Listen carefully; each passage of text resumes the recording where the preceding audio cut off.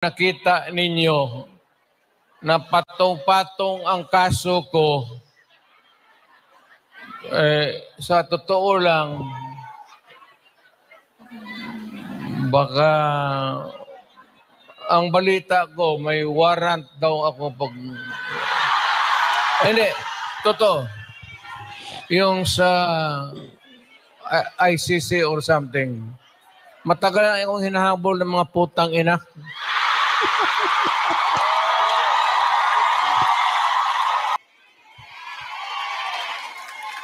Ito lamang po ang tanging paraan para sa ganon masolusyonan natin, ma-resolve natin ang napakalaking hamon at maraming problema ang kinakaharap ng ating bansa. Wala pong ibang paraan. Hindi po mariresolba ang problema ng bansa sa pamamagitan ng ayuda. Ito na lamang po ang pinangangalandakan ng isang team na tumawag sa amin na Team Suka.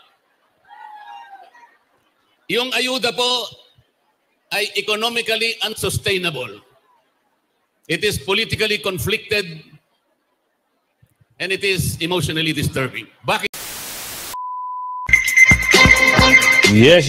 Good morning muli sa ating mga kasama. Nandito na naman si Kuya Gus nagbabalik. At syempre, kung hindi ka pa nakasubscribe sa ating channel, pa-subscribe na lang po at hit mo na rin yung bell para laging updated sa ating mga video. Nako, grabe ho ang hiyawan at galak ng ating kababayan dyan sa Hong Kong. Iba ho, nung nagsalita si Senador Marcoleta at si Tatay Digong, iba ho talaga. Yung iba nag-iyakan, tuwan-tuwa sila sa galak kaya sila napaiyak. Pero siyempre bago natin simula ng ating talakayan, hindi na natin bibigyan ng maraming reaction to. Gusto ko lang mapanood nyo kung ano yung nangyari kagahapon dito sa Hong Kong. At meron ho tayo nabalitaan, talagang punong-puno po daw yung stadium ng South Turn. So marami na lang daw pong nanood sa kanilang mga screen. So pasensya na ho kayo ating mga kababayang bida o hero ng bayani ng bansang Pilipinas. Pasensya na ho kayo kung hindi kayo nakapasok dahil sa dami nyo. At meron ho tayong balita, yung iba hindi ho talaga nakapunta dahil may mga pasok. Pero hayaan nyo, tayo ho'y galak na galak at nakita natin na ganito yung sitwasyon. Papasok ko na si Senador Marcoleta at si Tatay Digong kung ano yung mga, makikita nyo dito. Salamat din sa nagbigay ng live stream ito ng DWAY o SMNI Radio. Salamat po. Ito, panoorin natin. Dapat magkita-kita tayo doon sa ating bayan. Kaya lang sa sitwasyon natin ngayon, kailangan talaga pumunta tayo sa ibang bayan maghanap buhay. Pero sa akin, the fact that malayo kayo sa pamilya ninyo,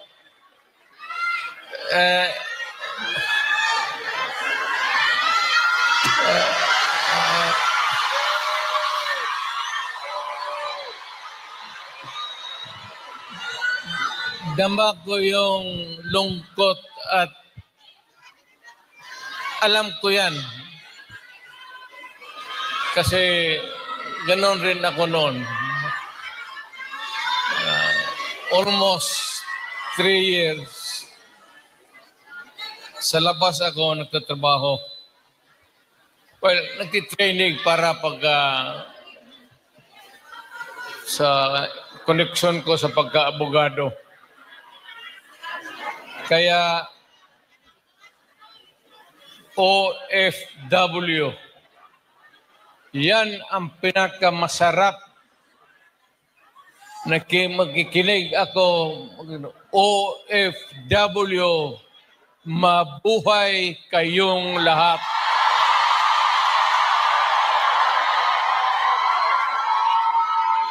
At ang mundo dapat magpasalamat na merong mga Pilipino na magpunta dito sa kanila, sa ibang bayan, para magtrabaho para sa kanila at para sa atin, makaipon ng pera para sa pamilya natin.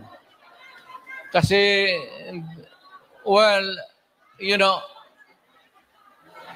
it would take about 7 to 10 years bago mawala itong sitwasyon natin na ganito. But in the meantime, that we are not really ready economically to provide opportunities na trabaho para sa lahat, then I said, napipilitan tayo dito maghanap ng trabaho para sa ating mga pamilya. Kaya ako ngayon dito, this is not the first time that I have kaharap ko kayo. Tanggapin na lang natin kung ano ang nasa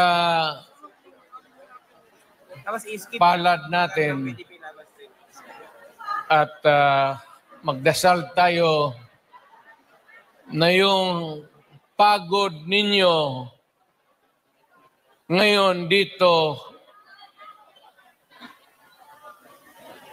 ang makinabang ang mga pamilya ninyo at ang mga anak ninyo. Mabuhay kayong OFW. Kaya yung lahat ng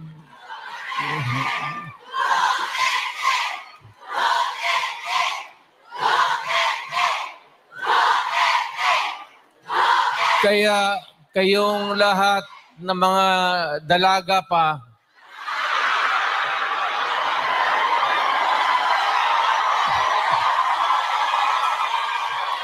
ilan ba kayo? Matagal pa naman ako dito, 1 buwan pa. Pakasalan ko kayong lahat para lumigaya kayo at magkaroon ako ng maraming pera.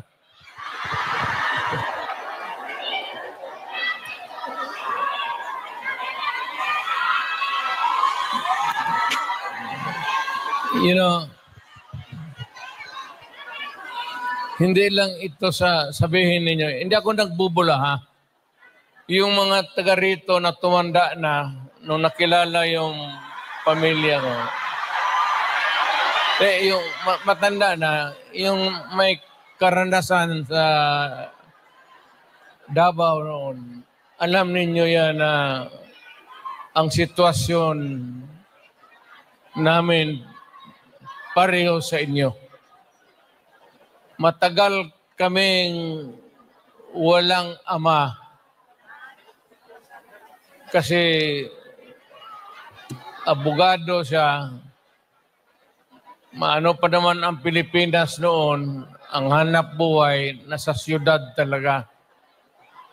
Ang abogado walang silbi dyan pag sa barangay. So, ganun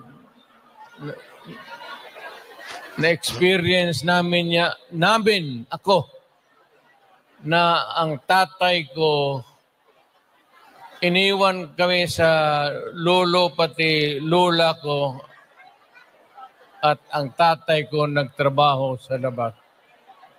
Ganon, sa labas ng probinsya. So, damang-dama ko talaga yung buhay ninyo. Huwag na yung kalungkutan. Huwag na yung, kasi that's reality. Ginusto mo natin sa hindi, kailangan talaga maghanap buhay. So, huwag na masyado yung mga sentimental na ano. Basta dito, punta tayo dito, nagtrabaho. At nandito kami, pinsan, napasyal ako, kasama ko ang anak ko. Saan ba si...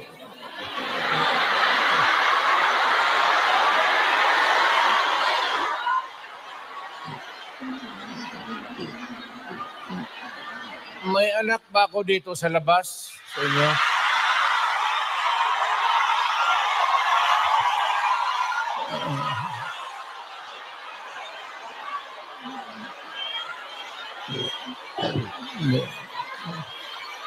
Sobra naman yung 5. Pagkaalam ko 2.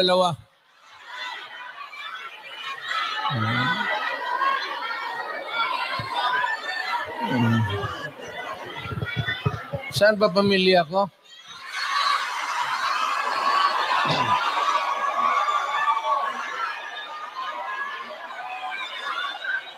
Wala pa sir. Wala pa si Inday na nakausap, okay na.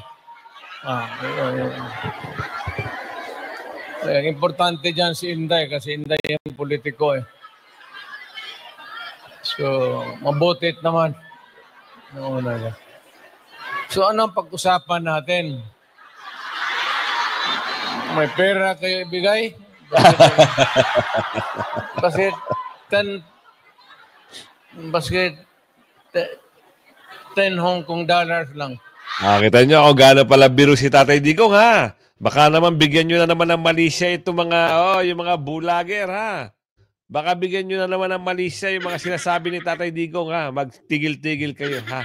Tuloy mo, Tatay. Marang makina akong kitain dito.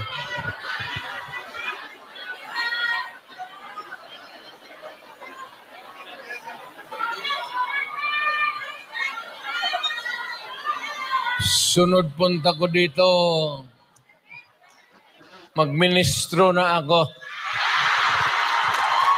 Kasi pagtapos ng usapan natin, give, kayo lahat.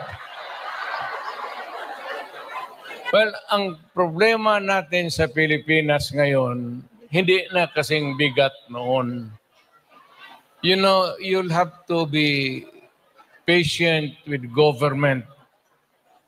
It is not at all times maganda.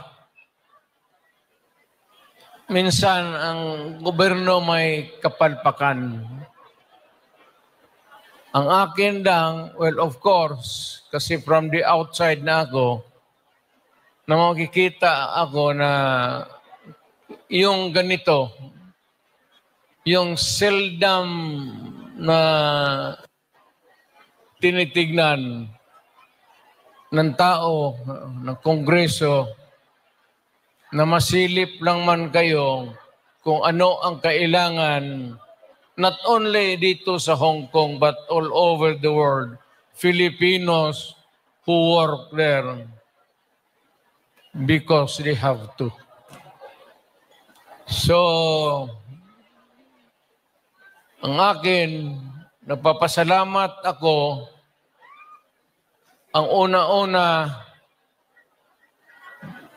yung tulong ninyo sa economy ng bayan. At second, yung social order. Yung problema na yung mga anak natin makapag-aral ng husto. Kaya naman ako nakita ninyo na patong-patong ang kaso ko. Sa totoo lang, baka ang balita ko may warrant daw ako pag... Hindi, totoo. Yung sa ICC or something. Matagal na akong hinahabol ng mga putang ina.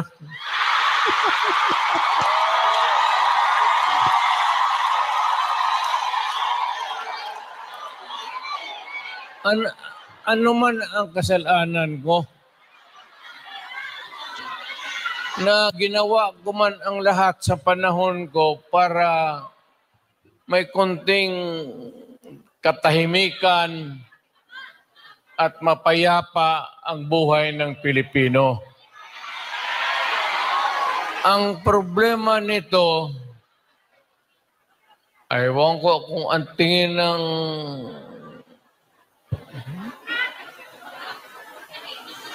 ako'y raw yung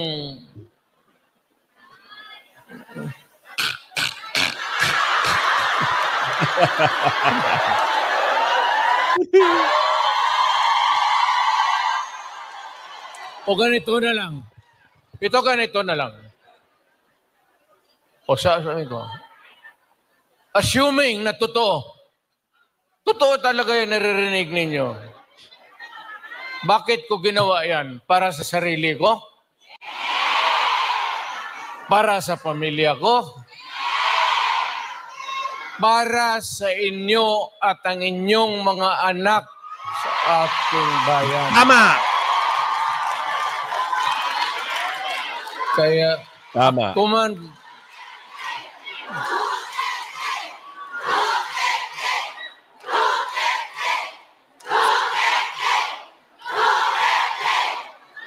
ang higiin ko na lang sa inyo, total, kung ganito man talaga ang swerte ko sa buhay, okay lang, tatanggapin ko yan. Wala tayong magawa hulihin tayo kung ikulong tayo. Kaya lang, in the meantime, mag-contribute kayo, baski $5, $10, para paglabas ko sa presuhan, pagawaan ninyo akong monumento katabi ni Rizal. Si Rizal may hawak na libro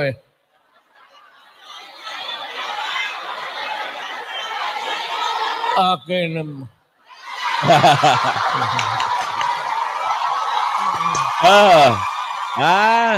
Di ba? Ganyan ka joker si Tatay Digong. Ano na naman na, baka mamaya gawa na naman ng kwentos doon si Tatay Digong. Naku po! Tuloy. Kaya bakit?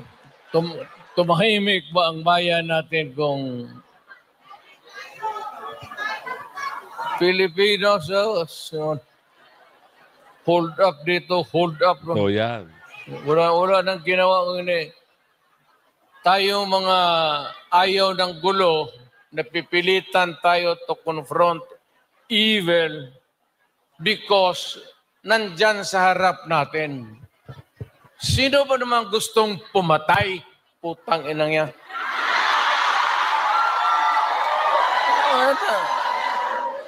Bakit ako why would I waste my time? Binila, pumapatayan si Duterte, lumalabas ng gabi, ganon.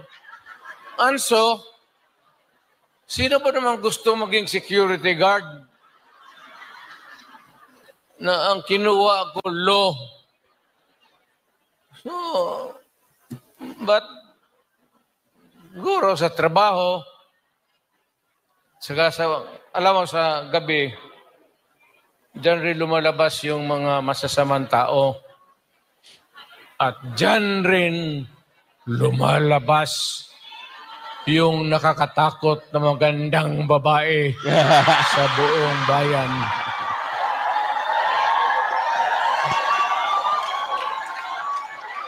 Sino ba nakita ninyo maganda sa araw? Kita?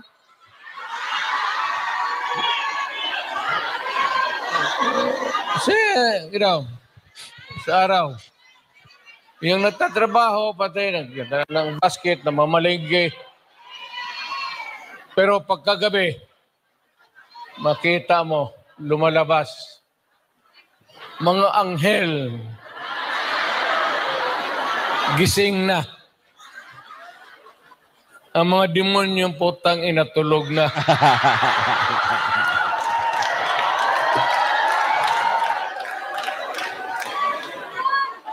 Hindi. Ano na tayo? Seriously now. no, our country is not yet that well off. I'm very sorry na nakikita tayo dito at kayong napunta dito sa loob kasi sa labas, mga Pilipino rin naghihintay doon. So, sino may-ari itong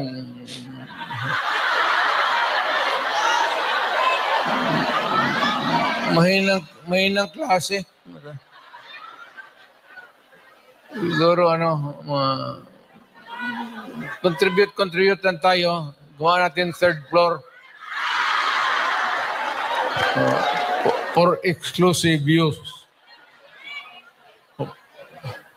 Para every Saturday makita-kita tayo.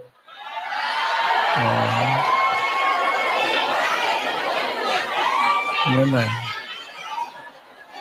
Maraming mag-uwi dyan, buntis na. Yung mga dalaga. Baka bigla na naman na mali siya. Yung mga joke ni Tatay Digong, Nako. Tuloy mo, Tatay. Pampakwela lang. Pampa-good vibes nga, ika nga. Mahirap kayo walang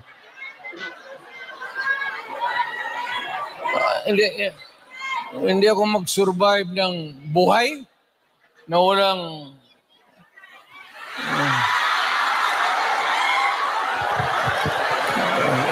dito pa. Nandiyan ba asawa ko?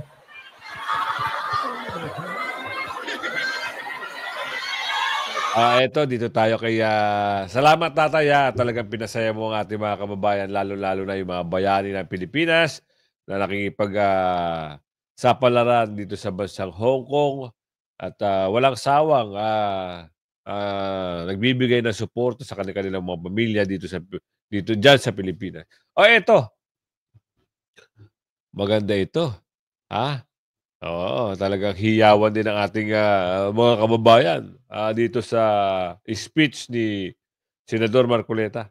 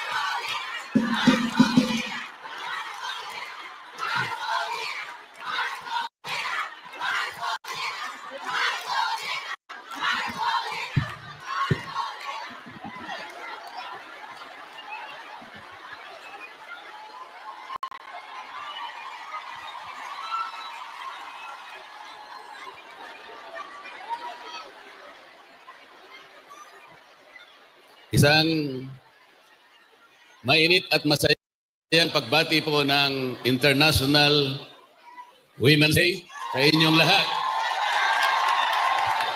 Natatandaan ko po yon, March 8 dapat yon kahapon dahil birthday po yan ng aking kaisa-isang babaeng minahal sa aking buhay. Ito po.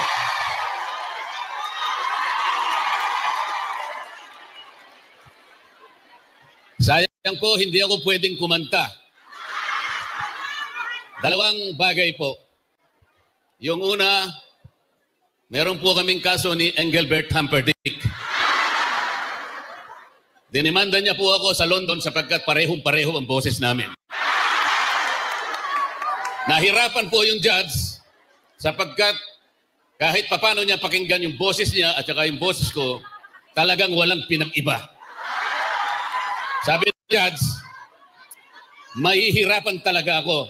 Kaya ang gawin muna natin, kayong dalawa, kahit anong mangyari, huwag muna kayong kakanta. So meron pong temporary restraining order. Yung pangalawa po, nangako po ako kay PRRD na kung ako po'y kakanta, Kailangan duet kaming dalawa.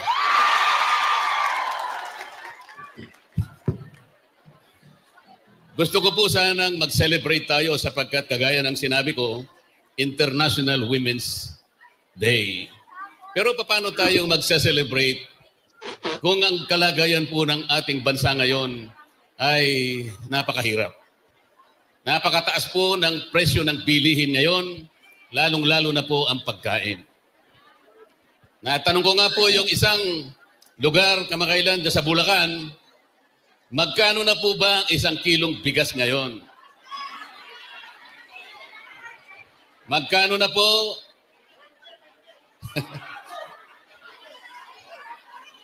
Natupad po ba yung pangako?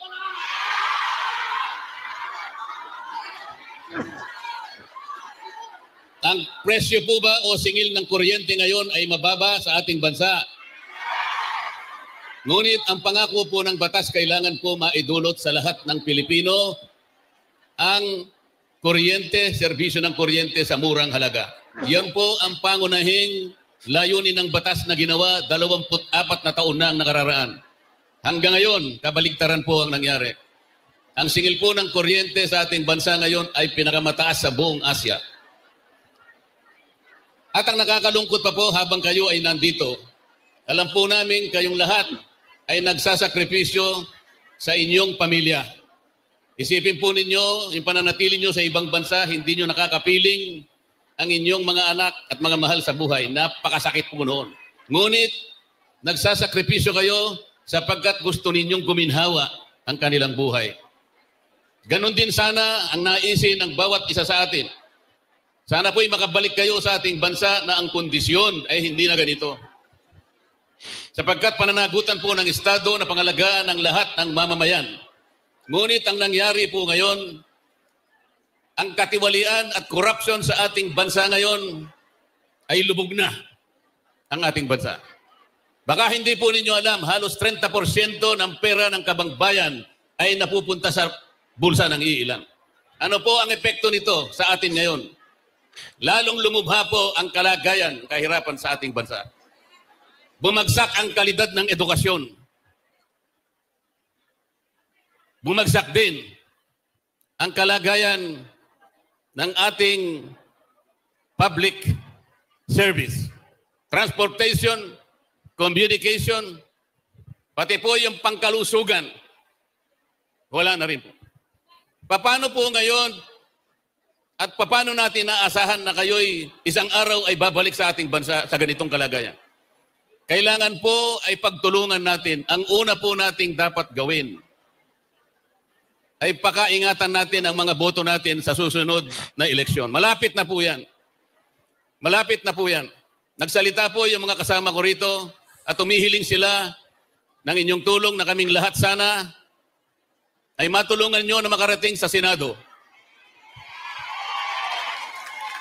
Ito lamang po ang tanging paraan para sa ganon masolusyonan natin, marisolve natin ang napakalaking hamon at maraming problema ang kinakaharap ng ating bansa. Wala pong ibang paraan. Hindi po mariresolba ang problema ng bansa sa pamamagitan ng ayuda. Ito na lamang po ang pinangangalandakan ng isang team na tumawag sa amin na Team Suka. Yung ayuda po ay economically unsustainable. It is politically conflicted and it is emotionally disturbing. Bakit po? Hindi po ganito ang paraan para palaguin natin at ibangon natin ang ekonomiya ng ating bansa. Alam po ba ninyo kung pinagsama-sama natin ang lahat ng mga ayuda na binibigay sa ilan lamang nating mga kababayan, ito po ay aabot sa halos 200 bilyong piso. Grabe, laki. Pero hindi po nyo na itatanong ilan lamang ang nabibigyan. Hindi po lahat nabibigyan. Ang tansya po namin, 10% lamang ng mahihirap sa ating bansa ang nabibigyan. Sa mga katwid, yung 200 billion na ayuda ay nasasayang lang. Kailangan po yun ay gamitin para palaguin, para pausbungin ang ekonomiya ng bansa sapagkat dito magmumula ang maraming kalakal, ang paggawaan, ang negosyo at ito po ay mag-generate ng trabaho sa ating mga mamamayan. Dagdag na kita ang kailangan ng ating mamamayan. Yun po ang kailangan, hindi ayuda. Kaya ako lalapit po, sasabihin po ninyo ito, sa mga kababayan natin, sa mga kamag-anak ninyo sa ating bansa. Kapag sila ay may daladalang ayuda, tanggapin po ninyo, ngunit huwag kayong magpasalamat sapagkat ang ibibigay nilang ayuda sa mga kamag-anak nyo sa Maynila, yun po ay pera din ng bayan. Galing po sa ating buwis ang ibibigay sa kanila. Huwag po kayong magpasalamat, sabihin po ninyo sa mga kamag-anak ninyo. Ito po ay pera ng bayan na pinadaan lamang sa kanilang kamay para siguro ipaisip nila o ipagkunwari na akala mo galing sa kanilang bulsa. Hindi po. Sabihin po ninyo sa ating mga kababayan sa ating bansa, huwag po kayong masisilaw sa kislap ng konting salapi. Huwag ninyong ipagpapalit ang kinabukasan ng ating bansa. Huwag ninyong ipagpapalit ang dangal ng Pilipino. Yung 10,000 ibibigay nila, halimbawa, ang katapat po noon sa loob ng 6 na taon, 5 piso isang araw. 5 piso isang araw. Hindi po yan ang paraan para mabuhay ang ating mga mamamayan. Kawawa po sila, lalong-lalo na po kayong lahat na nandito. Tinutulungan po natin sila, ngunit hanggang kailan po ang pagtulong? Sa inyo't gusto ninyong umuwi rin at makapiling ninyo ang inyong mga mahal sa buhay. Dapat ang ating bansa, may handa natin, may talaga natin sa mga kondisyon na kapag darating ang panahon na kayo'y uuwi, ang ating bansa naman ang gaganti sa magandang sakripisyong ginawa ninyo sa panahon ng inyong pananatili sa ibang bansa. Yan po ang dapat mangyari. Dapat makapiling ninyo ang inyong mga mahal sa buhay sa lalong madaling panahon. At sa pangangalaga ng isang bansa na nandun po lahat ang biyaya, kayang-kayang mabuhay ng marangal at disente ang ating mamamayan.